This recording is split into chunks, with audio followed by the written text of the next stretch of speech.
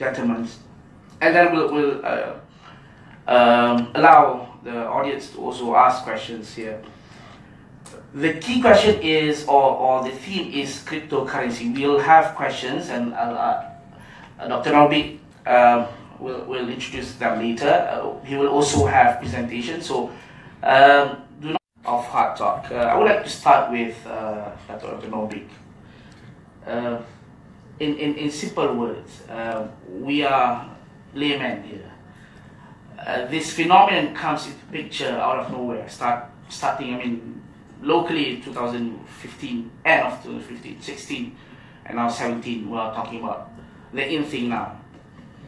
From that perspective, we would like you to introduce a few terminologies. For example, we have cryptography. We also have blockchain. We have distributed ledgers, coin mining, initial coin offering, and a few other terminologies that is key and important for us to understand as a start. That's all.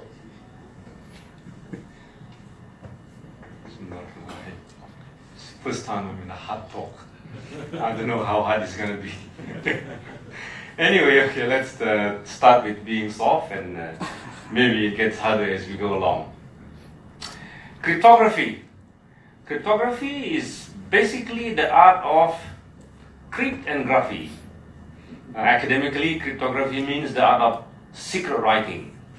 So we give you some text, you turn it into some kind of secret through some kind of process.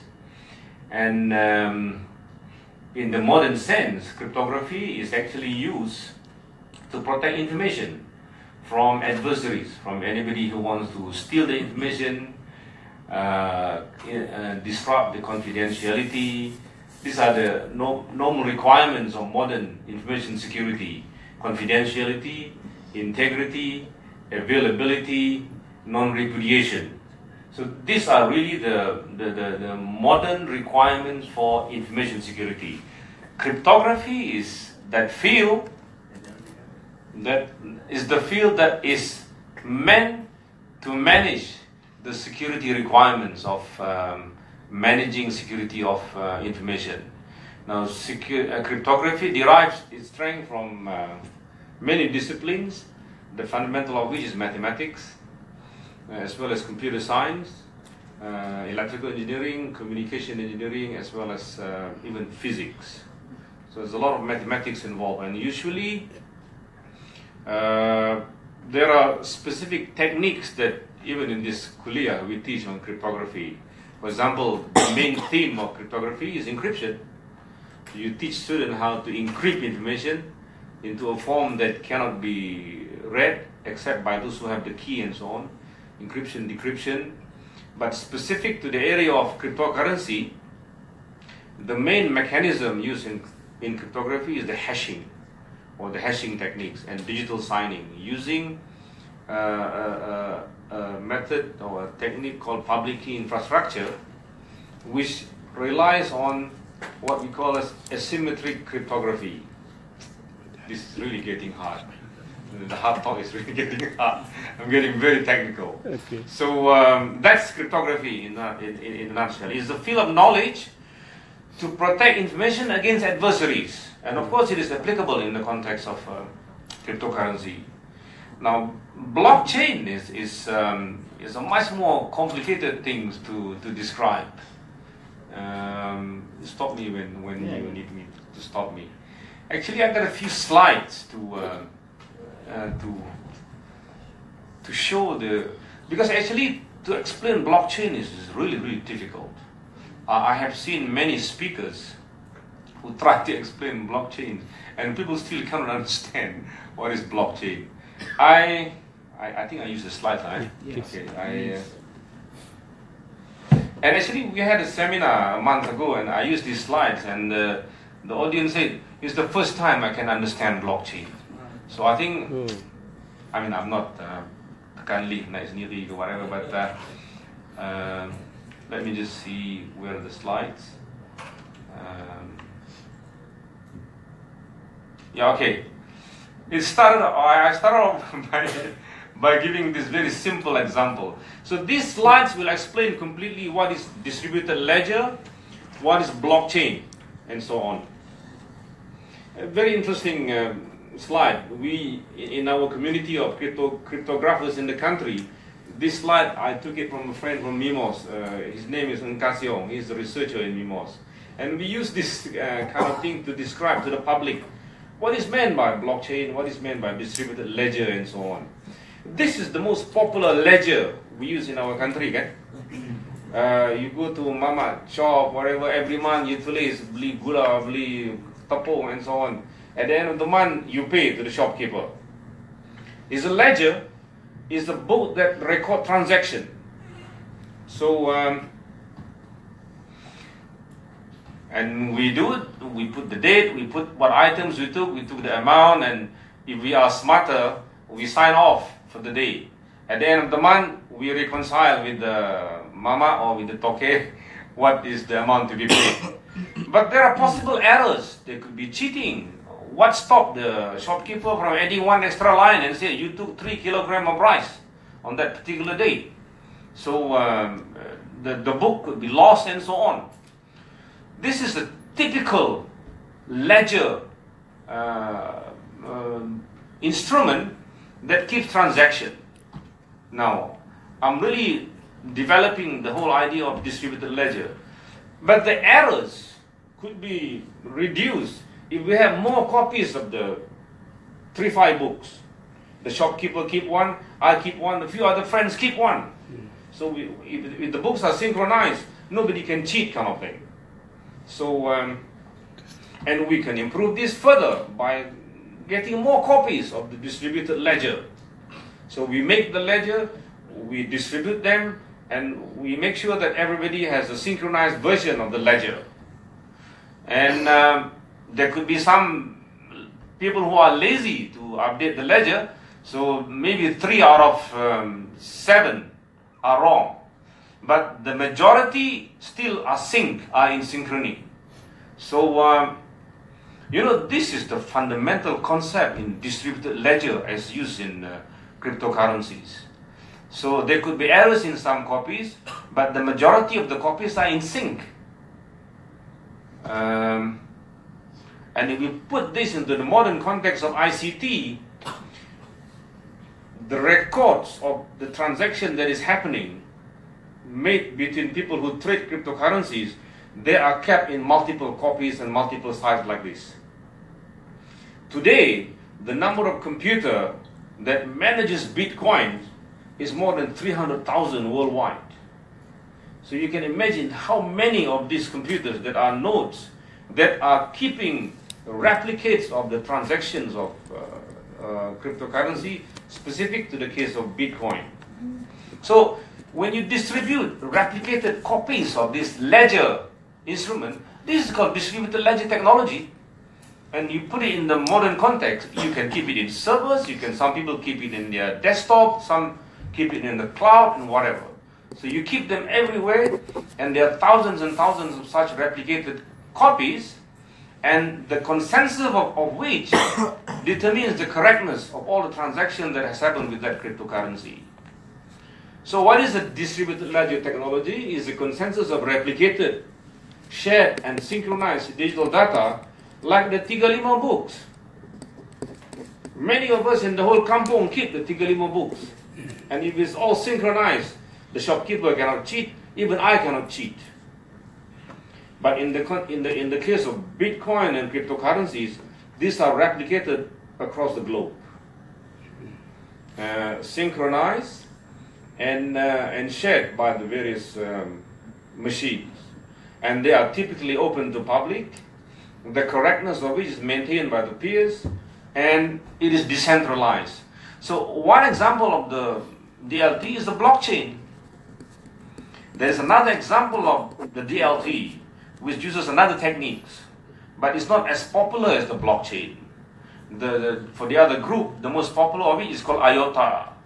But this one is much more popular used in Germany. The blockchain is the most popular form of the DLT. And the Bitcoin is a cryptocurrency whose fundamental technology is the blockchain. So don't get confused between this term blockchain Bitcoin and the DLT. Bitcoin is not, some speakers says Bitcoin is not blockchain. The fundamental technology of Bitcoin is the blockchain. Okay, so I have time. I don't want to be too long, but anyway, the blockchain, these are ledgers, and these are chained together, and the chaining is done by the hashing technique, and of course the blockchain has to reside on the internet to make it happen. So I think two more points: coin mining and initial coin offering, just to set the tone and notion clear before we move on to. I've done blockchain, I've done DLT, coin mining. What is mining? You see, when we keep various ledgers like this, transactions happen every minute.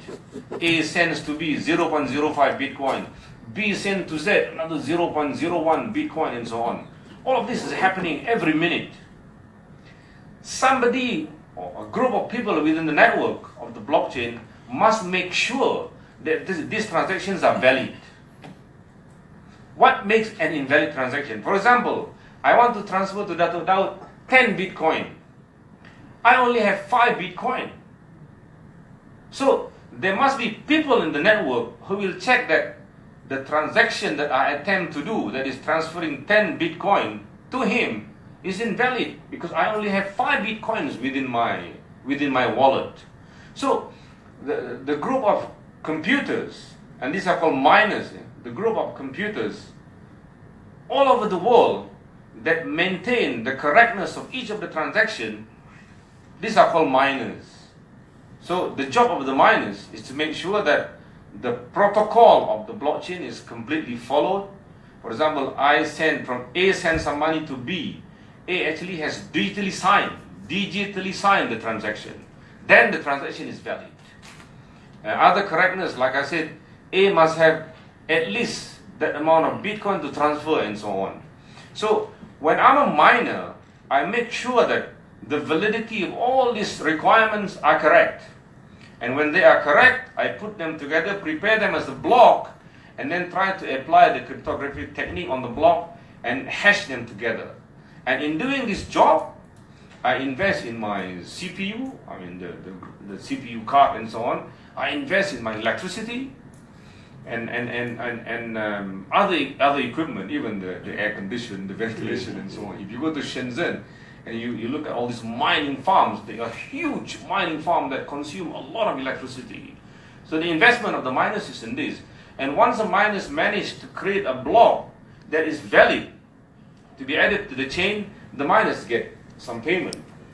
And today the payment is, if you manage to make a block and make it happen, you get 12.5 Bitcoin per correct blockchain creation. So that's coin mining. The last one is initial coin offering. I think this is initial coin offering is just the activities of some companies, especially startup companies, to raise capital for their project or plan, whatever, and they raise the capital by using cryptocurrencies. So they take money and so on, ringgit or US dollars or whatever, and they give to the investors some kind of tokens in the form of cryptocurrencies that they use. So these are activities by startups, company to raise their capitals using cryptocurrencies. In China, 90% of the ICOs are basically scams because they are not subjected to the same regimentation as the IPO. The IPO is when companies want to go for public listing. They produce prospectus and so on, and if we want to invest in the company, we take the prospectus, we study who are the directors, what do they do, and what kind of business they do, and so on. But if this is done by startup that just rely on cryptocurrencies and talking about things which are in virtual, we have to be very, very careful whether what they are saying is correct or not. And usually, I would like to stop you there because you're setting the tone. We are just starting. We'll come to that later. Just coming back, Datuk, Dr. Bakar. What Dr. Norbik just mentioned is only about cryptocurrency. But beyond that, we have a combination of cryptocurrency and blockchain and e-wallet. This combined together completes an ecosystem of user and trader settlement mechanism. In the light of Islamic economics, how do you see this? It's real transaction actually. Would you say this is in line with Sharia or Islamic economics, and do you support that in that sense? Okay.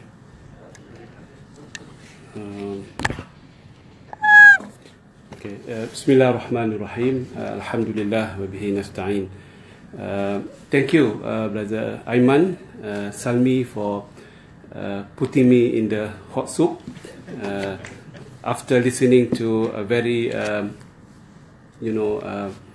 not encrypted but normal presentation by one of the guru on cryptocurrency in Malaysia. So we are very pleased to have Professor Datuk Norbik with us, who is also the Dean of the faculty, talking about the cryptocurrency and the Bitcoin and what are the issues that we envisage to face in the next few months and years. So coming back to your question, cryptocurrency, as we have heard from Professor Norbik, is a new technology to create some coding, which is backed by another system called blockchain to make it secure. So from the Sharia perspective, this is a new discipline which relies very much on security or trust. In fact, the founder, so-called founder of Bitcoin, Satoshi Nakamoto, in 2008, just after the financial crisis, and he, I don't know whether he is a real one or otherwise, he was reported that he observed that the world has not been responding well to the currency of the world. Immediately after the crisis, the US government printed more money to do the bailout. And he thought that we have to move away from centralized to decentralized of everything. And this is the word that I'm happy that Prof. Norbik picked up to the end of his presentation, because blockchain will enable us to decentralize everything that we do from the centralized control of anyone. So basically he wanted to give the power to individual miners to mine their own currency and become a currency for the community. But somehow in halfway through, people got greedy. They wanted to print more. They wanted to have to be big miners, and they do that, and I'll come to that in a bit. So cryptocurrency, backed by the blockchain, has transformed this digital currency to something that we have not seen that before. Something which is beyond hacking, is hackable, unhackable, if you like. Of course, we have heard some hacking happening in South Korea recently, but it was not hacking on the blockchain. It was hacking on the exchange system. And if you go further to the currency of cryptocurrency in Korea, it's not really a currency. It's not really a stock exchange. It is like online platform, because the government has not authorized the cryptocurrency exchange to be deemed as stock exchange at the moment, or currency exchange. It's more of like you are buying Lazada, Amazon. It's online kind of transaction. People buy cryptocurrency as a commodity, because this is what they are doing in Korea. So it was attempted of hacking by the North Korea a few days ago. So, and e-wallet, I think another component, e-wallet is still based on fiat money, because whatever you have in your e-wallet is based on your account in the bank's account that you have. It's like debit card, if you like. So this is different from the virtual currency, because virtual currency will give you the new type of currency which is not centralized, which is not governed by anyone. It is somewhere somehow in the system, but we have heard that the system is beyond issue of hacking and security. It is the most trusted, at least at the moment, going through the coding and the system that we have seen. This is something I would say the future of the currency. In fact, I would submit that cryptocurrency, be it Bitcoin or Ether and some other type of currencies of the world, have the potential to become a good currency, a better currency, and perhaps a more secure currency, much better than fiat money from the technology point of view. The only problem or lacking element is not a legal tender, and for that we have to see what the government of the day in Malaysia, in other parts of the world, in dealing with cryptocurrency. I think at the moment only Japan has legalized the cryptocurrency, the legal tender. The other market, even in Malaysia, we have not legalized, but we have not stopped people from buying and selling cryptocurrency with the minimal requirement of reporting to the central bank. The market cap in Korea for the cryptocurrency every day is about $4 billion, which is equivalent to the market cap of the normal 2 stock exchanges in Korea. They just came a few years ago, and now the market cap of that currency has, has been on the same par with the other stock exchanges in Korea. So I will stop at that point. I wanted to say this is a good complete system for you to have the currency, subject to some refinement that I'm going to discuss. Perhaps Prof. Norbik can put some security, some if you like, enhancement to make sure that this is a valid medium of exchange that people can own, people can accumulate the wealth, and people can also buy and sell things using this cryptocurrency, which are taking in many forms. Bitcoin is one of them. I was made to understand there are about 90 now. If you go for the Crowd-in website, I have seen just now before coming to this lecture about 90 cryptocurrencies of the world, including some of them are ICO, the initial coin of offering, and this is something interesting. In the past, people mine the mineral, the aluminium, but nowadays people mine the data, and they put another layer of security to make it reliable, trustworthy, and hopefully this could open up a new way of looking at anything to do with digital in this world. Thank you. So coming back to the question now, just now, we are combining digital currency and real e-wallet, which is linked to normally your debit card, credit card, to purchase real commodities. From just one line before I pass on to Dr. Norbik, is that in line with the real economic activity, which the Sharia fraternity, the academics has been, I think you have to fall back on the very meaning and function of currency in Islam. Currency in Islam has been was designed to be a medium of exchange. Currency has no value. There's no need for currency to have the value in itself. There's no need for currency to have intrinsic value in itself. Gold and silver might be the basis of currency, but currency can also be void of any underlying intrinsic value. It can be of any mineral and any shell, skin of animal. Umar al-Khattab used to think about that. Imam Malik bin Anas in his Muwatta was thinking that if people use skin of I think camel, not horse, in the case of Umar is horse, he would apply the ruling of riba on that currency. So this is something that we have to ensure. In fact, it's very dangerous, from my personal point of view, to make your currency backed by a value, because that will create another complication. From my perspective, it's good to make money free from any value. It's more of a medium of exchange. We'll come to that later because I have a question on that. Thank you. Dr. Norbik, as mentioned by Dr. Bakar, there are many denomination of currencies, cryptocurrencies. For the benefit of many of us here, just a quick comparison between the best one in town, Bitcoin against Ethereum, or the Sharia one, Farad. We have Dr. Wan Hasni initiating one against OneCoin, another UAE based, so-called Sharia compliant one. A quick win. Good win. Okay. The question is, what's the difference between these cryptocurrencies, you mean? Okay. Take the two leading one, Bitcoin and Ethereum. Well, they're both blockchains. They're both fundamentally based on the blockchain technology, but they the details of the implementation are different. For example, blockchain will use this particular hash algorithm. Ethereum will use another particular hash algorithm. But both of them will use hash anyway.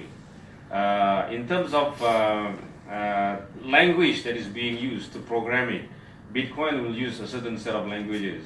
Ethereum has its own programming language to make the whole thing works. So there are technicality in differences like that, but fundamentally they are both blockchain-based technology using hash techniques. It's just that the detail of the algorithm are different. Apart from that, the intention could also be different. For example, Bitcoin was primarily created to become like alternate to money because of the failure of the financial institutions and so on. So Bitcoin was very much intended as an alternative to money, whereas Ethereum is a bit different. Ethereum is much more on applying what they call applications of agreements, or what they call smart contracts. Blockchain technology, but the application is not specifically to replace money or as an alternative to money, but it's more of an alternative of activities which involve values. For example, you can create contract using Ethereum. Now, what's a good example of contract? One example is, suppose I want to buy, suppose I'm from China. I want to buy D24 durian from Malaysia, 30 cargoes of them. We can turn this into a real program using Ethereum in such a way that when I pay this amount of money transferred, this amount of durian has to be transferred from Port Kelang to, I don't know, Nanjing or whatever. People can sit down and code and put this into a real Ethereum program and agreed by both sides, sign off, and once it is signed, it doesn't change anymore. And when each of those events happen, payment money happens, durian has to be transferred and so on. So this is an example of what they call smart contracts. Ethereum is far more generic in the sense of what it wants to do as far as managing exchanges and transfer of values, as opposed to Bitcoin, which was very much specifically just to replace money. What about the Sharia one? If we compare Apple to Apple, it's Sharia company anyhow. Whether it's Sharia or not, I leave it to the Daud. I'm not a Sharia person. But Farad, we know because the CEO of Farad was also here last month, and we asked him what is Farad based on. Farad, to them, is actually a cryptocurrency which was created to address the energy industry. So meaning it is like money that is specifically meant to address the energy industry. How much energy is stored here and how much is the payment to be made and so on. One coin, I think is a Ponzi scheme. One coin, as far as I know, is something that is already considered illegal. So I don't know whether that is the one that you meant. But like I said, many of these cryptocurrencies are just scams, and you have to be very, very careful with which one we are dealing with. We'll take the advice at the end of. We'll have to, once again conclude that. I'm going to open the floor for questions, but before that, coming back to Dr. Daud, you have the conventional cryptocurrency, you have the Sharia company. What are the major differences of these two offerings? I think I could take another contrarian view on this topic, because for me, currency is currency. It has no Sharia flavor or otherwise. It has no religion. Currency has no religion, because we need currency to buy goods and services. So it doesn't matter you use one currency, either rupiah or Malaysia ringgit or Thailand baht or peso or whatever. As long as when you deal with currency for currency, you have to follow the Sharia requirement. So you take the either or Bitcoin or many other cryptocurrencies in the market. So when we sell Bitcoin to either, for example, or with either to either, you have to be on spot transaction, yadan bi yadin, hand to hand, as the Prophet was mentioning. But the amount of Bitcoin to either or Bitcoin to US dollar can be of whatever amount agreeable by the party, because this is what the Prophet said. فَإِذَا اخْتَلَفَتْ هَذِي الْأَصْنَافُ فَبِيعُوا كَيْفَ شِئْتُمْ إِذَا كَانَ يَدًا بِيَدٍ. If the counter values of the currencies or the ribawi item differ from one another, you may sell as you wish, provided they are hand to hand. So that's why, in fact, you mentioned about the Islamic cryptocurrency. I met with the founder a few days ago in Dubai.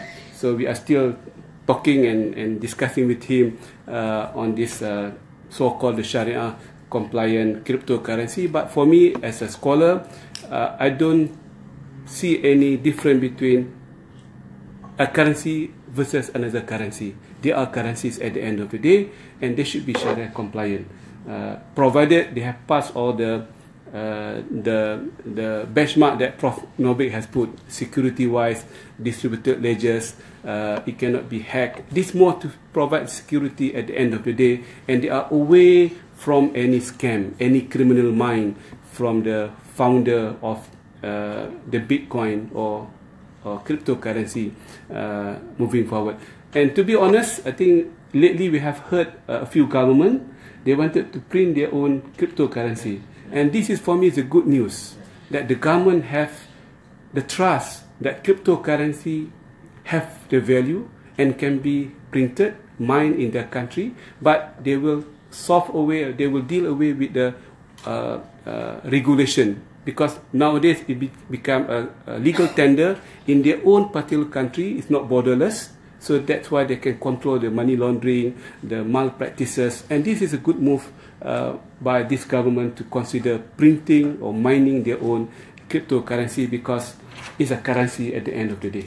So from your perspective, beyond being only ribawi averse, it's also about legally regulated and far from money laundering and that perspective. Yeah, very much but important. do we need Sharia certification?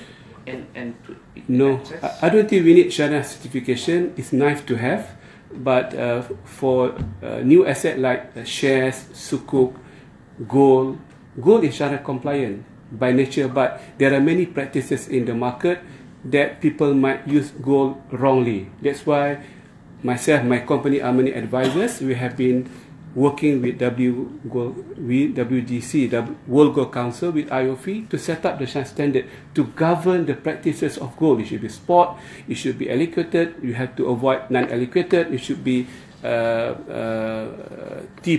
not T+2, and this is to regulate the conduct of currency. But luckily, in the context of Sharia framework, we have Sharia standard already available by IOF. Standard number 1, Al-Ma'yar Al-Shar'i Raqam Awal, and it is about Al-Mutajaratu fil Umulat, dealing in currencies. So whatever come under that definition will be governed by that standard, which was set up 20 years ago. But provided they are really a currency, and for that we have to defer our judgment to the respective government and central banker of the day. I open the floor for any questions if you like to ask. I'll take one question first, and I will continue the discussion. Okay. Simple questions actually. Basically, I'm traditional banker, so I understand things in banking way. First of all, I want to know about the miner. Okay, because basically miner. Your name, please. Okay, my name is Hamza. I'm from MBSB. Basically, I want to know more about the miner thing actually. Because basically, from what I understand, miner will get some fee, right? Let's say 2.5 Bitcoin, basically, right? I would say like in banking, right? So we got some kind of thing that we call remittance. So basically, remittance is like when you transfer the money outside, overseas, right? So you actually got charges there. But then these charges actually will be charged. Either sender has to pay or receiver has to pay. But somebody has to pay. So for this mining thing, right? The miner will get the charges or fee. So who actually pays the fee to the miner? Okay. That's first question. Secondly, I want to know, can you please elaborate more on the hashing thing? I don't get that actually. Okay, thanks. I think that's specifically for Dr. Norbik. It's a very technical question. Okay, first on the minor thing, the minors. Like I said, minors are, I think a simple analogy I can give about minors are they are like accountants. Accountants are people who make sure that the ledger recording are correct and this kind of stuff. And accountants get paid for the kind of work they do. So minors as well, their main job are to make sure that the transactions that are happening on the blockchain network, for example in Bitcoin, they are correct, they are valid, and they are properly signed off, and so on and so on. So in doing that, they got paid, they got rewarded. So that's how the way blockchain works. In other words, your question, who pays for this? Basically, is the entire community of network of Bitcoin give that particular miner or award that particular miner 12.5 Bitcoin nowadays. But the amount is half every 4 years. Initially, it was 50 Bitcoin like 4 years ago. Yeah. And then about, I think about last year, it became half, so it became 25. And then it became 12.5. And then it will become 6.25. Until eventually, by the year about 2041, yes, Bitcoin ceased to be produced anymore. Yeah. So that's, I mean, that's in mathematical algorithm theory, how the entire economy of Bitcoin blockchain works. These miners get this this reward. That's why you get people who are rushing to become miners. You go to Lawyat, there are a lot of machines sold that will make you to become miners and so on. Actually, they are friends even in this Kuliyyah who do mining job. They start mining at 11 o'clock before they go to sleep. Next morning, 6 o'clock, the mining is finished. I asked him, how much you get per week? He said, I got about 80 ringgit per week. Okay lah, or the bill are covered and so on. So these are mining jobs which can be done by anybody. You can join a mining club and so on. So this is the mining issue. Basically, it's a reward for the accountants who make sure that the economy or the transactions of the Bitcoin blockchain works okay and works correctly. The second question was on? Hashing. Oh, hashing, Yeah. okay. Hashing is a cryptographic technique, which luckily I have some slides to share here. Okay, I was saying, what is a block? A block is, just if you take like the ledger book, the 3.5 book, 3.5 tadi itu, I will put as an analogy, every page of the 3.5 book is like a block. So the miners will prepare. So the transactions happening every minute. This A sends money to B, B sends money to C, and so on. And the miners will make sure that all the transactions are correct. And then they will pack about 3 or 4 transactions to make up a block. And they eventually have to hash the entire block, which must be reliable on a few information. So there is a slide here which says, how do we chain the blocks? So we chain the block using hash, just like this. The arrows indicate the chaining process. And this is the specialty of hash, the specialty of the hash function. What is the specialty of a hash function? It is like this. You see on the blue box, I don't know, I can point. There's no laser pointer on this. On the blue box is the input. Any input you pass through the hash function, it produces a fixed size string. Whether it is 3 characters, whether it is a full characters, it will produce a completely different output on the red area. So you see the second blue box there, you said the red fox jumps over the blue dot. You pass the entire string into the hash function, it produces these cryptic red things on the left. The third blue box, the only difference between the second and the third is only the letter V and the letter U. You see here? In the third box, the red fox jump O-U-E-R instead of O-V-E-R. One character change. The thing on the red is completely different. Okay. This is the power of the hash function. You take the entire block, like what was shown before. Oh, sorry. This one. Yeah.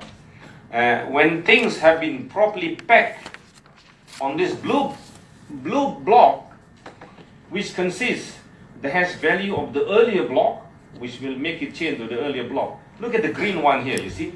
The green block, it is linked to the blue block, and the linking is done by a hash function. And inside the green block, there is the value of the blue hash. There are the transactions that are packed by this particular miner, and there are some other information that are put in there, the clock timing and so on. And once this is packed together, the whole block is hashed again to make a link to the yellow block. So the green, the blue one, these are instances of history about the transaction of the Bitcoin blockchain, which can never be changed anymore. Never be changed anymore. So the way the hash make this works is through the use of cryptography. It's very technical, it's a very hard talk. I don't know whether I answered your question. I think we should take it offline. Okay. Giving mercy because of that technical explanation, I open up another question if you want. Yeah. Bismillah, Assalamualaikum. My name is Mohd from myself. Basically, this question, maybe I presume, be it for Dr. Norbik or Dr. Daud, is basically recently amongst the scholars or academicians, they've been discussing trying to categorize, be it Bitcoin or cryptocurrency, under a specific title. Is it a currency? Is it a type of money? Is it investment? But looking into the reality, it will not fit in any of those. There'll be a minor element of, be it currency, be it money, be it investment, that cryptocurrency cannot fit in. From the Sharia perspective, can we say that what is created is something new altogether? Can we say that this is something which has yet to be seen by any scholar or by an academician? Because from there, most academicians will take the perspective, it's not investment, it's not currency, it's not money, so it's not Sharia compliant. What kind of advice? Datuk, you want to question? Okay.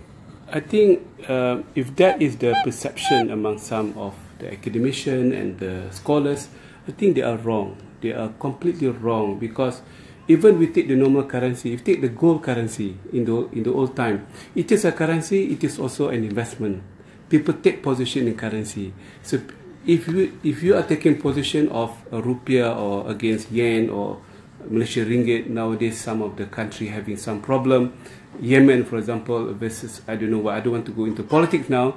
So we cannot stop a currency having two faces: the face of currency, which is the medium of exchange, and the face of investment. People build the view or take the view that that currency will go up, so let me buy it in bulk for me to sell back to the market in the future. And our Sharia standard has come on that matter very clearly, that the money can be bought and sold for investment. But some scholars might have thought that this cannot be done because it's more of conservatism, more of idealism. Money cannot be traded. Money cannot be traded for investment, which is wrong. We have cash in the banking, we have cash fund. We have the fund based on shares. We have also, they call it fixed income fund. So most of the money will be invested in either sukuk or in the account in the bank. So this is not currency, but again it's a currency based or the value of ringgit will go up or will go down, and the return on the profit. But I've seen some fund investing in foreign currency, but it should be spot, yadan biyadin just now. So and I will come to in a bit. We have to define what is more important. Muaz, is about assetability. How do we define a new asset altogether? Because asset, al-mal in Arabic, Abdul Karim Zaidan in his famous definition, he has defined al-mal kullu ma yumkin hiyazatuhu wal intifa'u bihi, meaning to say everything that can be hiyaza, can be possessed either physically or constructively or virtually. I have to put in virtually. I don't think Sheikh Abdul Karim Zaidan was aware of the word virtual during his time. He's still alive, eh? passed away, rahmatullahi alayhi, a great scholar. Kullu ma yumkin hiyazatuhu wal intifa'u bihi. Whatever that can be possessed and can be make use of it. And I think cryptocurrency has all these features. So this is my short answer. If I were to add to that question, Yeah. giving the notion of siyasah syariah and maqasid syariah to answer that kind of misconception, what would be your argument, your answer, justification towards that? I think I have to say that not only scholars but also the laymen and the professors, and I have been receiving a good many of bad comment against my statement in the past few weeks and a month. They were saying, how can we endorse on Bitcoin in particular, where the value has gone up like crazy, skyrocketing. And I have to say that this is not a Sharia issue, because the market value of anything is beyond Sharia perspective. If you take gold, property sometimes goes up like bubble, and many bubble of the world started from property. Of course, in 1997, it was currency, but in 2007, it was property. It was in 2008, it's economy. The whole come together, make the whole thing crash. Okay, so the bubbleness does not make something non-compliant. Okay, bubbleness does not make anything non-compliant. Of course, we have to put the structure, we have to put this, and perhaps Prof. Norbik can add on from my engagement with the miners of the world. They were saying that the current height of the Bitcoin, because they have to produce less, from the 50 to 25 to now 12.5, then going to 6.5, and that's why they wanted to compensate their own work and services. They produce less, but they have invested a lot of devices and what have you. They are the one who put the price a bit high. They're the one who pushed the price up. But according to the founder, the price will stable in 2041, and by then everything will be normal, as he claimed, based on his algorithm. I think this guy is one of the genius guy in the world, Satoshi Nakamoto, because he can predict the future, and by then we're going to have 21 million Bitcoin, and one Bitcoin is equivalent to 100 million Satoshi or cent. So that will be the new currency of the world, as he claimed, but we don't know whether we're going to live until then. So, but as we speak today, we have to put the Sharia argument rightly. Don't be emotional. Don't be, personal. Alhamdulillah, I have some scholars beside myself in the Middle East saying the same thing. It's about currency, and we have to put aside the issue of risk, al-khatar, not al-gharar. Gharar is prohibited. Al-khatar, or risk, is part of our life. Everything you put your hands on is a lot of risky. Even to the safest asset in this world, the gold, even your property, even your job, even your profession, even whatever you have, is subject to collapse and subject to, al-halak. Kullu man alayha fanun wa yabqa wajhu rabbika zul jalali wal ikram. Thank you, Dr. Norbik. In the news, early this month, Venezuela has announced that they will come up with their own central bank, we call it oil-backed cryptocurrency, known as Petro, because of the embargo, financial embargo by the, those world governments, we call it. Is this the way forward? Taking into consideration, there are arguments that this is blockchain cryptocurrency is at the infancy stage. It's really new. It is not yet tested. Is it the right way, or would it crash the economy and collapse the government, from your perspective? This is a real hard question. I'm not an economist, I'm not a political guy, but I just give my personal view. I agree with what Daud said. To me, what is the best to come is a central government-backed cryptocurrency. That's what I really aim. In fact, there is a professor here in IBF. His name is Professor Adam, I think Dr. Adam Abdullah. He's a British guy. And he was also in agreement that in the end, it is the central bank-backed cryptocurrency is the best. I think it's the best midway meeting. Because to me, for any government or central bank to ignore completely the benefits of the cryptocurrency technology is a bit foolish. It's a bit foolish. It's like you don't want to use internet kind of thing, or you don't want to use credit card, because there are facilities provided by this technology. Of course, as of now, there are problems with it. There are people who use it to pay for buying drugs, for paying weapons and so on. But to me, this can be solved. There are ways to solve this thing. And like I said, to me, the midway best solution is, yeah, we should legalize cryptocurrency, solve the KYC, know your customer, anti-money laundering issues and so on. In fact, the announcement by Bank Negara for institutions to become reporting institutions, I think that's a good step in the right direction. Russia has created cryptocurrency ruble, the one that you said, Venezuela and so on.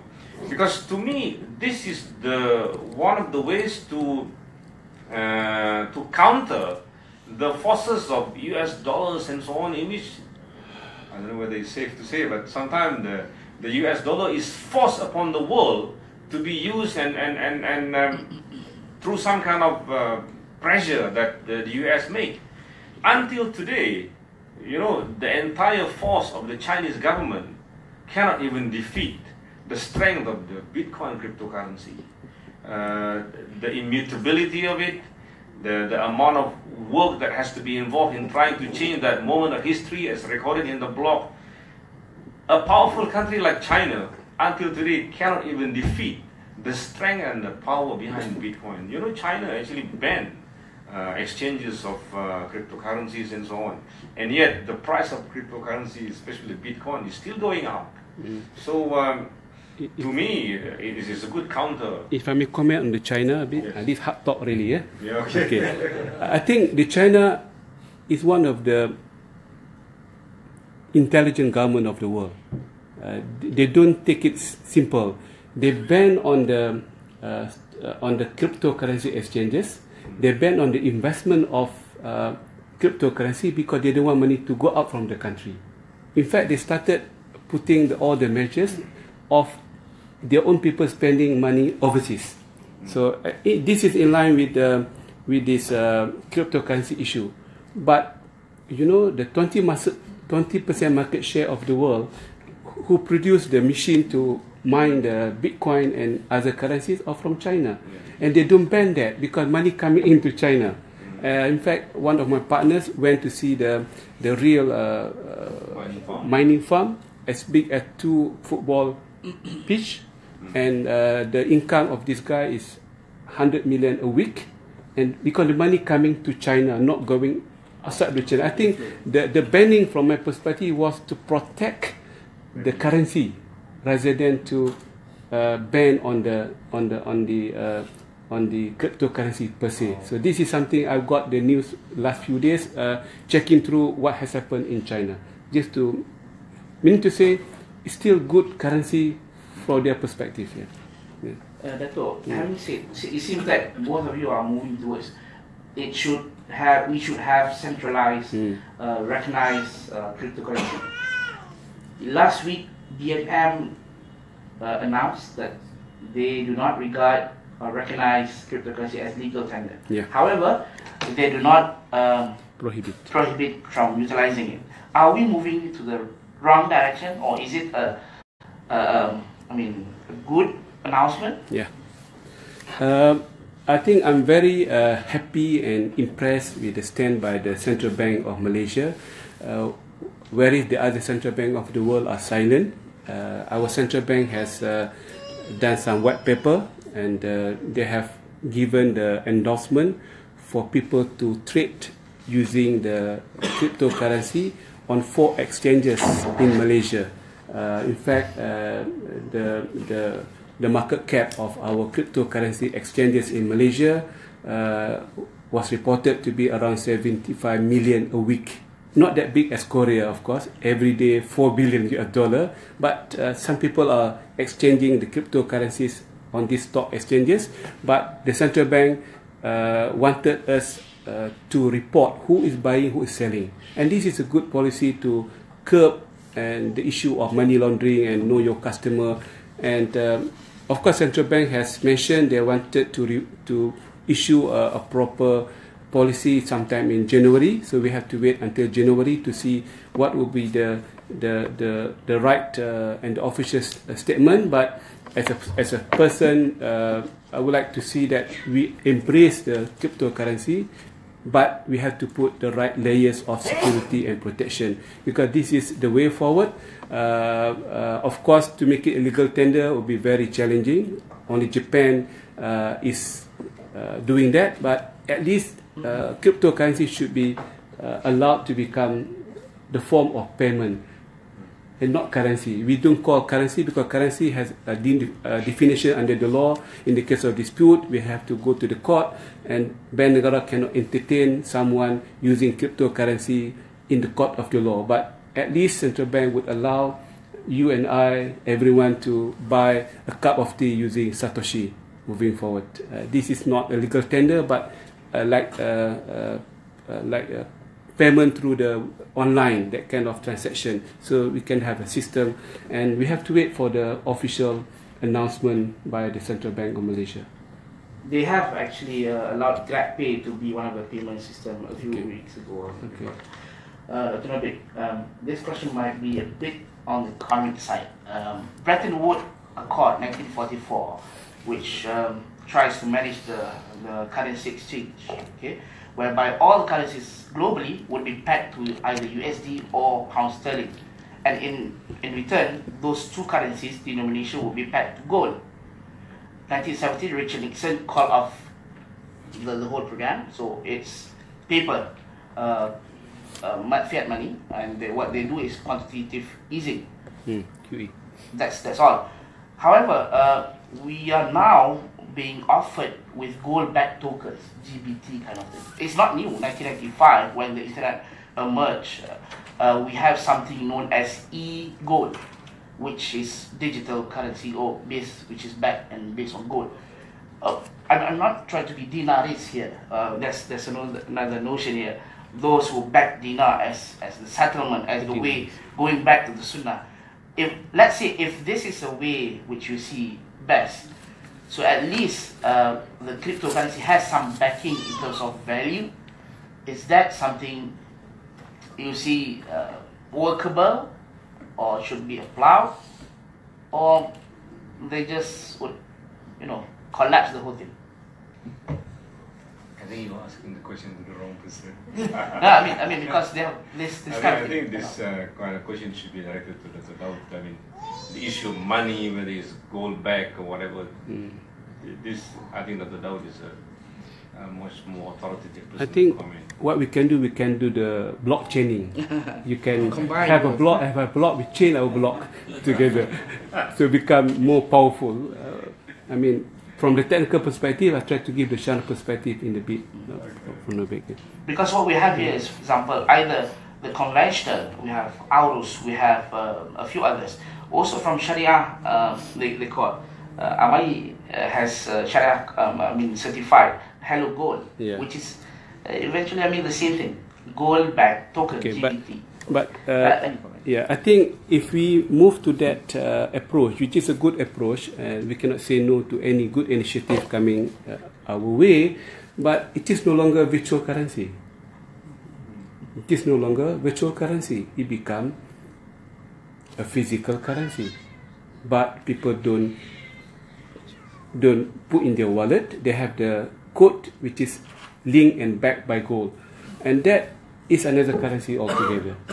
Because we're talking about a new currency which has no basis to anything other than the code, blockchain, and the security of it, which is verified by so many ledgers of the world. So this is my humble opinion on the gold, cryptocurrency backed by gold. As we speak today, the Chinese guy I mentioned to you just now, he has proposed to the government of China to have not only cryptocurrency, virtual cryptocurrency, he has proposed to have cryptocurrency cash in nature. Meaning to say you have the cash now, but backed by the data and by the blockchain. It's a cash now. You can go and because Bitcoin is not coin, it's not physical, it's not tangible. It's only a code somewhere somehow. But he has proposed to have cash cryptocurrency. I would support his point of view because it's a new thing altogether. So it's the other way around. Yeah. Instead of backing with gold, like I said, you back with data and have physical. At the moment, cryptocurrency is backed by data. Yes. I mean, we are not doing anything new, but now instead of having the code somewhere somehow, we can carry some cash money, cryptocurrency, ringgit Malaysia, which is backed by data somewhere in the block somewhere. So it become more real, but still it's not real. It's a data driven. Having said that, Dr. Norbik, so would you say that GBT is the inefficient way of producing cryptocurrency? This gold-backed token kind of offerings. I, as much as my little knowledge of all this back thing, I think anything that will backdate and make the price more stable, I think that would be good. Yeah. So that would be my simple answer. So you're starting to embrace the dinaris viewpoint, whereby. But I'm not with those who have been caught by the authorities in Somalia. Okay. Maybe because this somehow goes back to some economic questions. We have had 1636 to 1637 tulip mania during the Dutch golden era. It was the price of tulip went as high as 10 times the annual pay of a normal workman, and then it suddenly collapsed. So now any collapse of large economy due to the variation of the price beyond the intrinsic value is known as tulip mania. Do you see this cryptocurrency would face the same problem? And in that case, would you see that it would collapse? I mean, the lifespan would be another 2 years? Okay, this is really a hard question again. Yes, we are aware of the tulip mania thing. I would say that I'm quite scared that the cryptocurrency, especially Bitcoin, is going at such a high rate that it may be developing a bubble. As for the question, when is the bubble going to burst? So that like a few hours before it bursts, you sell off everything and you get all the profit. That is something that Allahu Alam, you don't know when it's going to happen. Yeah. But looking at some of the crazy experts, one guy who is McAfee, McAfee is the guy who invented the antivirus, McAfee. His prediction is one Bitcoin will go to $500,000 US. I heard 1 million. Yeah. So, and these are people who are quite known in the world, although they might have some kind of maverick mind or whatever. But there are people who have predicted that it will go that high. So, as to when is the bubble going to burst, really is very, very difficult to pinpoint and to say exactly when. But personally, I do have the fear that it is going to be a bubble that will at some stage burst. We would like to open questions to the floor. Boleh bercakap bahasa Melayu pun boleh. Before that, I think I wanted to comment on tulip mania because people thought it is a scam. It was not a scam. It was a real trading, buying and selling flowers. Because somehow the demand was so high, people tend to harvest it, buy it on bulk and try to sell back to the market. In 17th century of AD. It was not a scam. It was not having any criminal mind. There was no intention of cheating or fraud at any cost. But somehow the demand went down. I don't think we should call our crisis bubble with that name. Very good name, good flower. We should call our crisis moving forward bubble Wall Street mania. So this is my point of view, because Wall Street puts of derivatives, speculative, CDS, and the bubble created when they issued the bond backed by the mortgage securities, and mortgage securities was wrongly rated, mixture of rating in one bond, AAA all the way to junk bond, come together below the investment rate. So this is the problem of the modern world. But somehow they put the blame to poor Dutch in the 17th century. My small comment on that. Yeah. We'd like to open the floor. One question. Bahasa Melayu boleh, bahasa Arab pun boleh. Assalamualaikum. Your name please and nama Muhammad Saiful Adli bin Mistan dari kampus LRK. Saya cakap Melayu ni. Saya nak tanya satu soalan, mungkin saya tersilap faham. Berkenaan dengan tadi BNM ada usaha untuk dia nak centralisekan cryptocurrency tadi kan, Bitcoin sebagai contoh. Jadi saya nak tanya, tidakkah dia bercanggah dengan asal penubuhan cryptocurrency itu sendiri yang dia memang nak decentralize? So apa komen? Ada mana-mana lah. Do we have another one question? This is free flow. Small the mic, you can ask any question. Okay? Assalamualaikum. My name is Nurzita from MFP, also UAIM. I just want to ask, because I'm not a technical person, and Alhamdulillah, your slide helped very much for me to understand better about the cryptocurrency. Okay, just want to ask, how actually a layman, people like me with no technical background, to differentiate between a scam and the real cryptocurrency? Because when we see in the internet, on the computer, right, everything looks about the same, right? So how actually to distinguish? Thank you very much. Thank you. We have the first question from Saiful Ali, BNM. Is it the right policy? I think neither Prof Norbik nor I mentioned about that idea. Bank Negara has not expressed any idea to regulate it, but they are putting the regulation to the market to be reporting to them. The reporting requirement, the disclosure requirement of anything happen on those 4 exchanges which trade in cryptocurrencies. Who knows, one day they might adopt and embrace the cryptocurrency to become legal tender in the country, as Dubai government is looking into, the South Korea is looking into, and perhaps Russia and perhaps US. There are many other countries who are looking into making this cryptocurrency a currency of the country, regulated by the country. It's not borderless. It has still the flag of the country on the cryptocurrency. So the data is protected.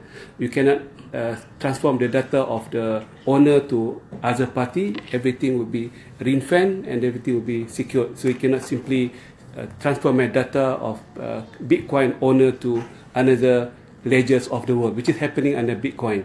So that might happen, might not happen, we don't know. But whether that will contradict the idea of the founder of Bitcoin to decentralize, I think, yes, I think Satoshi Nakamoto was trying to decentralize everything, but no one can stop government and institution to make it centralized. And there's no Sharia issue whether it is decentralized or centralized. I'm more of the view that if it's a good technology, give it to life, give it a product. And how to make it a proper product, government got to interfere and put the minimal requirement to adopt and embrace a new cryptocurrency in the country. Would that answer your question? Yeah. Prof Norbik, question by Puan Norzita. How to distinguish scam and real cryptocurrency? Sebelum tu, saya also nak tambah kepada Datuk Daud yang soalan daripada saudara. Saya rasa reporting institution tu is already a good move by Bank Negara. Because macam saya kata, teknologi ni bagus dan sangat bagus. It is secure. Macam Dato'Dr kata, yang kena hack tu bukan masalah blockchain teknologi, itu adalah masalah server yang wallet tu disimpan dan sebagainya. Dia macam kita ada duit ringgit semua. There's nothing wrong with the ringgit money, tapi kalau dia letak merata-rata, that's a different issue from the strength of the real money begitu. And that's exactly what has happened when hacking or hilang. I received a call from Dahran, one of my former students. She lost husband and wife many Bitcoin, dan crying gitu kan, very frustrated. I kata, you kenapa? Oh, dia kata, exchange yang saya mula subscribe tu, dia kata, you back transfer ke sini sebab kami nak tutup kedai ke whatever. Dia transfer ke another place tu, yang itu pun tutup kedai. So bila dia nak complain dua-dua refuse to melayan dia. So dia start complain ke, there is a body in London. But this body said, we are not authorized to help you, and we listen to what you said, but we try to advise you as much as we can. There are many people who are frustrated like that because of the weaknesses in the infrastructure that implement the Bitcoin blockchain. So back to the issues, I look for the days in which negara kita, khususnya Bank Negara, will allow cryptocurrency punya activities. But I also don't believe in the fact that jangan ada regulation langsung. To me, regulation is necessary. You need to prevent money laundering, you need to prevent people using it, buying criminal activities and so on. Macam bayar ransomware because your computer kena hack and sebagainya. These are criminal activities. But as soon as we regulate there, and at least we know who are transferring money and so on, that is the good, what I consider as halfway meeting point. We enjoy the benefit of technology, plus we are able to regulate it in a minimum way that makes the economy move, exploiting the technology begitu. Kepada soalan yang daripada sister tu, macam mana nak kenal scam dengan the true one? We have been asked this question a few times. In fact, saya dengan Roshni, my colleague from KICT, you know sebenarnya even the blockchain platform ni di Malaysia, dia dah mula compete tau sesama dia.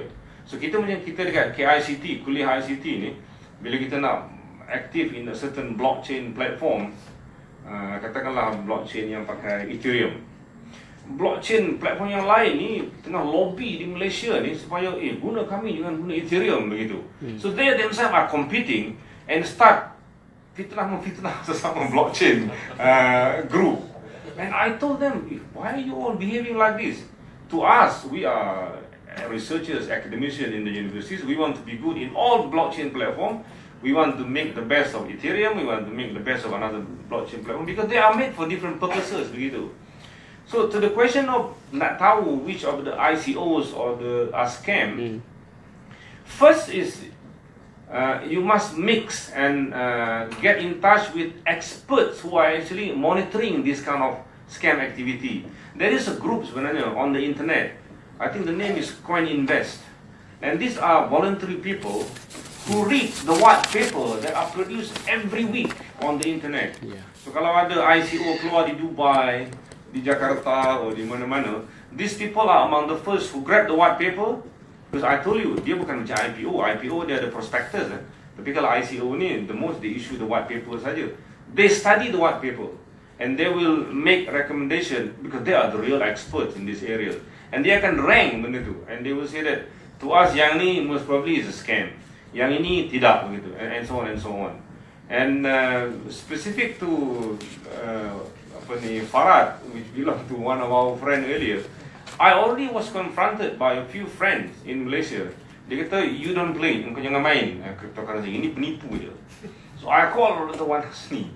I said, Sheikh, people are saying that you punya penipu. What do you say? Dia kata, read the white paper, and in there we mention these are our factories, our activities in China. Go and visit Shenzhen, tengok ada ke tak ada benda tu. So maknanya if you are serious of investing into this kind of thing, you rely on the Coin Invest advisors, and if you are really wanting to invest, you really must study the facts properly, and then you decide to invest. I myself, I have many questions to ask, but time is against us. And but I would like the floor to really get your questions and being answered by our experts here in front of all of you here.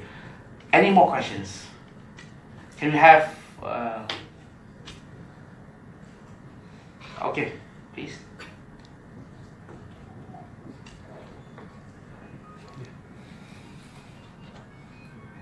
Assalamualaikum. Salam. My name is Hafiz. I have few questions. First,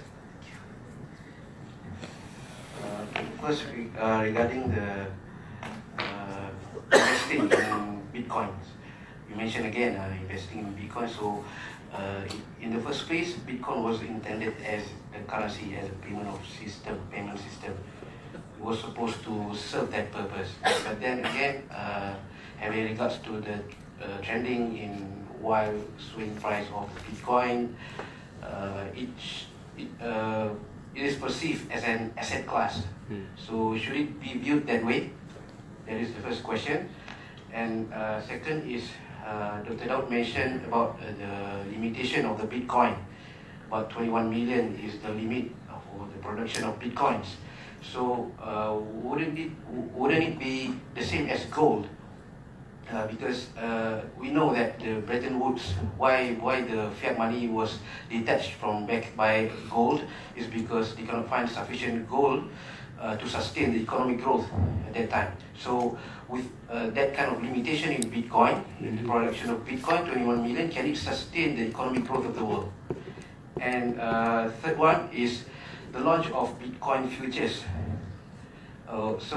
We see the trend in Bitcoin, wild swing prices, so it's bubbly, it's it appears to be speculative because people are buying into Bitcoin to push it into high prices. So adding derivatives, futures, options to something which is highly speculative, would that be somehow detrimental to the economic of the world? Thank you. Daud, you want to take the questions? So there are 3 questions, if I'm not mistaken. I forgot the first one already. Comparing currency from the original stand, now it's being regulated as asset class. Okay. Very interesting and accurate observation. I have the same feeling as well. Particularly Bitcoin. Bitcoin has become a very yo-yo kind of valuation. Unlike either still reasonably behaving well, quote and unquote. I'm not saying when they move like yo-yo, they are not good currency, because currency has moved up and down. Lira, for example, before the Turkish, you have the Lebanese lira, and nowadays one of the GCC countries got the problem because they've been boycotted. So it's a big issue nowadays. So you cannot take the issue of become skyrocketing or otherwise to say that this is not good currency. Good currency is a currency. But if you do have the belief in that, don't buy it. Don't ever take that kind of currency when you have the feeling this is going to lend you to something which is not right at the end of the day. But it cannot take away the feature of being a currency. However, being a currency does not mean it cannot be an investment asset class. Being a currency, it does not mean being an asset class.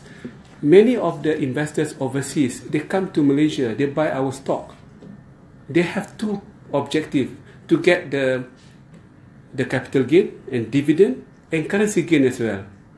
So they are looking into our Malaysian stock of ringgit-based stock from the currency perspective as well. And I have seen many of the investment, they have gotten 1/3 of their capital gain through currency gain. And this is people how they look into currency. So it does not harm to have the currency and the investment at the same point in time. But if you think this is too much for you to absorb and to take the risk, don't ever buy Bitcoin. Buy shares and stock, unit trust. Because Allah subhanahu wa ta'ala has created us for so many what you call it, risk and reward profile. There are risk takers, there are risk adverse. So the second one, if I may, limitation of yeah. Bitcoin. I'm not so sure. Perhaps Prof. Norbik can help me whether 21 million in circulation is good enough. 21 million, you have to multiply by 100 million Satoshi. Because I think you close your eye, you open your eyes, I don't know how to calculate the issue of in the future, because people don't buy and sell Bitcoin anymore in the future. If Satoshi will become the real currency, because one Satoshi could be equivalent to 10 ringgit of Malaysia or whatever during that time. Not our whether that 21 million is a good cap, I'm not so sure. The third one I like to comment very much. I was expecting this question. People are saying that now we have the, I think Chicago has launched the futures gold for cryptocurrency. You look at Chicago market, what else they have not done for future market? They have launched future for currency, for gold, for mineral, for carbon credit, for weather, for everything in this world. They create the futures market, because futures market for them is a good process to make the market. They call market maker, to find the right pricing for the spot transaction. So futures has been used to see the expectation of the people of the future market that will reflect the pricing of the current coal and oil and currency, bonds, sukuk and whatnot. So futures market is a market to reflect the fear and the risk and the expectation of the people of the tangible asset. So we cannot stop them. If he was saying that since they are derivatives, since they are what, then make our cryptocurrency not complain. No, cannot be. We cannot do that conclusion, because they have also futures on currency, on gold. So why is it more important? Don't go for futures market. Just go for cash market. Yadan biyadin, hand to hand. If you like cryptocurrency and you think it's Sharia compliant, do it, but don't go for futures market, even forward market, even binary. And people in Malaysia, they go for binary. They collect the money collectively, and they thought that this is compliant, but the money was never put in the real Bitcoin. The money was made a scam. I mean, I cannot say a scam, but it's almost a scam. Very close to scam, because the money was not invested in real Bitcoin at the end of the day. And this is something we have to avoid, and we have to take note. We have to be real, physical, allocated, and spot transaction to comply with the Sharia ruling on currency in the whole bandwidth of Ahkam Musarraf, the ruling on currency. So, Norbik, you want to take up the second question? I think the second question is on the fact that there is a capping on the amount of Bitcoin that is going to be issued, 21 million Bitcoin, right? The views that I have seen on this point is, actually this is a good point. To make it cap, actually is a good thing, because the view that I heard is, by capping it like that, it has that deflationary effect. Otherwise it's like, I think some countries in Africa or whatever, they keep on printing money to the point that the money is of no value. So whereas Bitcoin has this capping characteristic to the point that towards the end, the cost of mining Bitcoin though will be very, very high in the end. This is the view that I really have heard so far. And don't forget that for every one Bitcoin, it can be broken up into 0.0000. There are eight digits after the decimal point. So the amount of multiplicity of the Bitcoin is actually a lot that will be available in the market. So that's the view that I have heard people have said on this issue. Any more questions? Can we have one from this side? Yeah, feel free to ask questions. Experts are here to share their knowledge and views. No, I would like to ask. Sorry. Yeah, okay, Hisham. I'm Hisham, an ex-IAM student. So I just want to pose a very direct question so that we can answer the question that being directed to us by the layman. Okay, in a situation where after this, maybe I will, that I buy a Bitcoin or Ethereum, and then suddenly tomorrow the value is double or triple, and then I monetize the Bitcoin, and the gain that I gain from that, maybe the difference, whether it is Sharia or Kuliyyah. Okay, that's answer. So I think for me, there, right? I assume. I think you buy today at, let's say, 15,000 US dollar. I assume you have a lot of money. Normally people buy Satoshi at the moment, and you sell off at 20,000 US dollar. This is called capital. This is called currency gain. You buy rupiah today at, let's say, 10 ringgit to 1 rupiah, and tomorrow when you're selling back the rupiah, you get 12 ringgit. This is called currency gain. This is Sharia compliant gain. You can take for normal currency, people are doing that. I mentioned about stock market just now. It's a currency gain. It's a new definition in fiqh. When we talk about fiqh, we talk about profit arbah. Ribah has two components. Ribah at-tashghili, the operating profit, and ribah as-sarfi, the profit from the currency. Because we are not one state. They call nation state nowadays. In the past, perhaps Islamic state only one currency. But nowadays, we have many currencies. There are not arbitrage, but potential of making profit through the selling of any currency. If you don't like that profit, you can give it to me. Okay. Any other questions? Okay. Hello, here. Amen. Yeah. Oh, sorry. So, Bismillah. Assalamualaikum. My name is Nadia Shahira, and I'm from Maisa. Okay. Just one question. Sorry. Okay. I think this question comes back to what Prof Norbik mentioned just now about the capping of 21 million is actually a good thing when it is deflationary in nature. But previously, just now, Dr. Daud mentioned about what Umar Al-Khattab was trying to do about using camel skin as a currency. Horse. Okay, but if I'm not mistaken, in the hadith, Umar Al-Khattab didn't use it because one day camel or horse will cease to exist. So it bounced back to the issue of the sustainability and the long-term supply of that currency in this matter. So I think I just want to ask from the Sharia standpoint, if we really have this like a fixed base of the underlying, would it be like affect actually the price supply? Because you know because I think everyone aware that when we have that fixed value or cap, the price game will actually be much more tougher, and actually maybe it will attract some Sharia issue in there. Okay.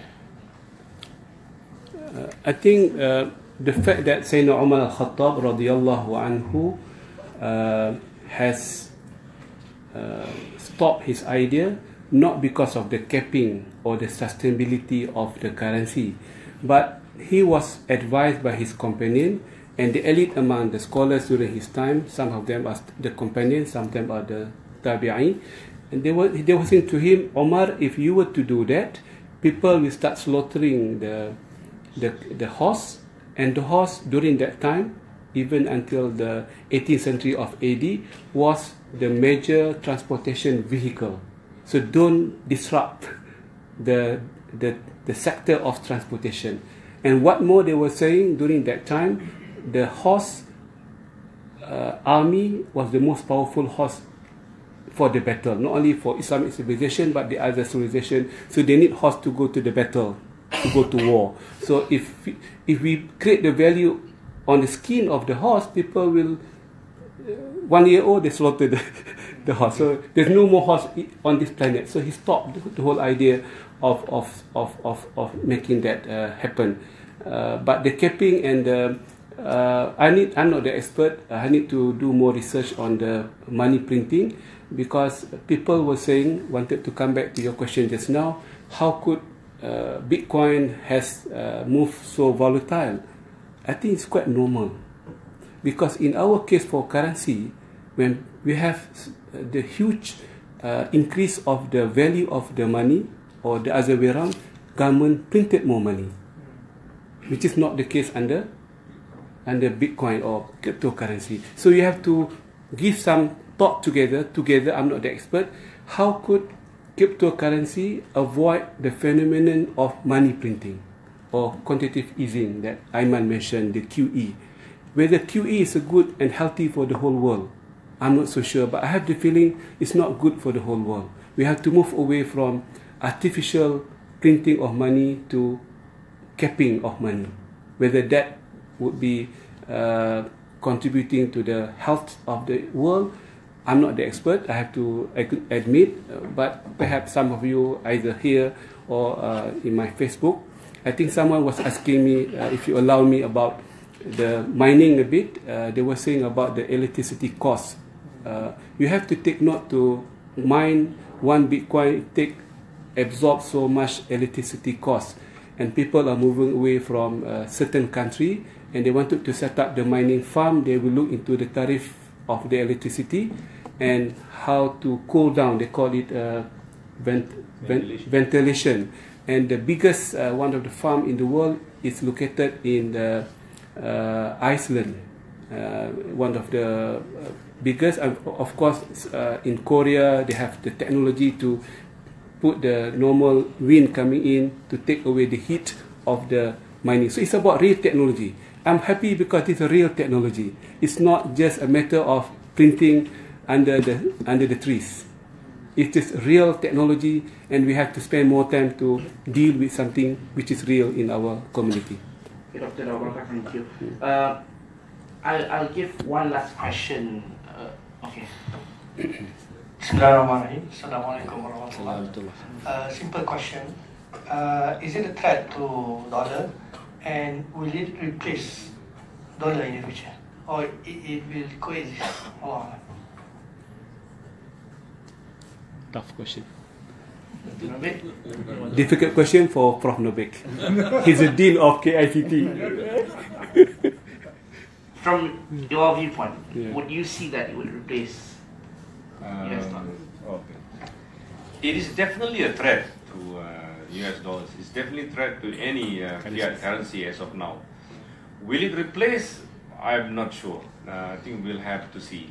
But I think these governments of the world, they are really concerned about how they're going to react to the challenges of the cryptocurrency.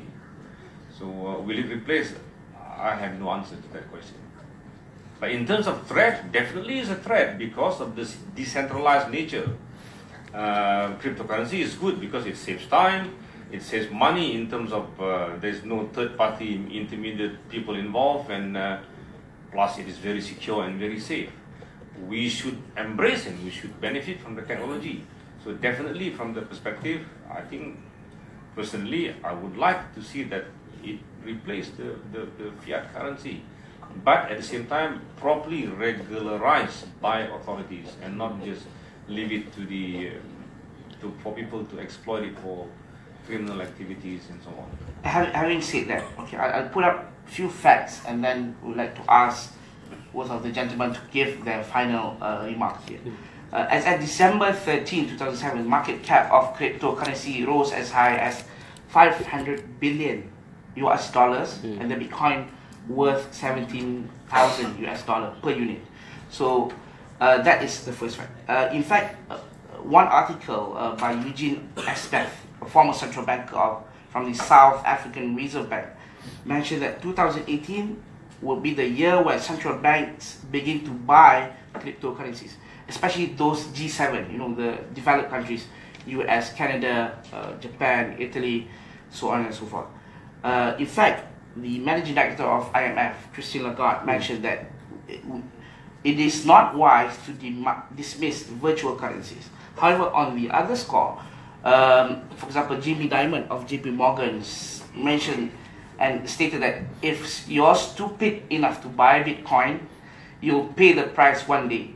So taking into consideration the pros and cons, we here as laymen, from Sharia viewpoint, also from the technical viewpoint, what would be your final summary or advice to us in dealing or in facing this cryptocurrency?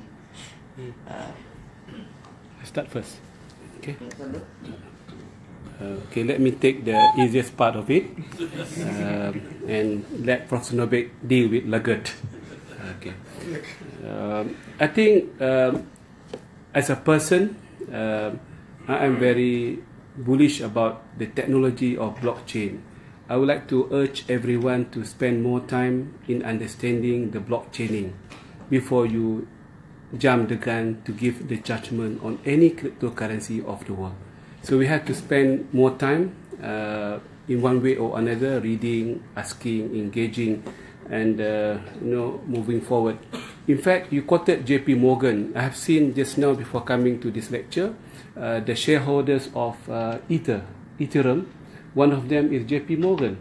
And in their interview, they was asked, why did you invest in Bitcoin? You are one of the biggest bank, the Bank of America for that matter. JP Morgan is one of the top tier of Bank of America. And the answer was that they believe in blockchain because they wanted to use the technology developed by Ethereum for their own purposes, security-wise, reporting-wise, not necessarily in the Ether as a currency. But who knows? Some segment they say A but they do B. I mean, this happened a lot in this world. So I would like to encourage myself and all the colleagues and friends. We need to, look into this virtuality, economy be it, knowledge be it, currency be it, in a more structured manner. Don't jump the gun. Take it easy. Read through and ask the relevant expert who knows that the virtuality is coming. And I have to stress from Sharia perspective, this is my preliminary conclusion, but the new asset has arrived. From the data, it become a good asset. The Amazon, the WhatsApp, and Google has sold their data with a valuable pricing. But now we have the data. More than that, we have the data which is secured through a high technology. So what is much more important? If the data has a value, what more of security? So security has arrived in our time.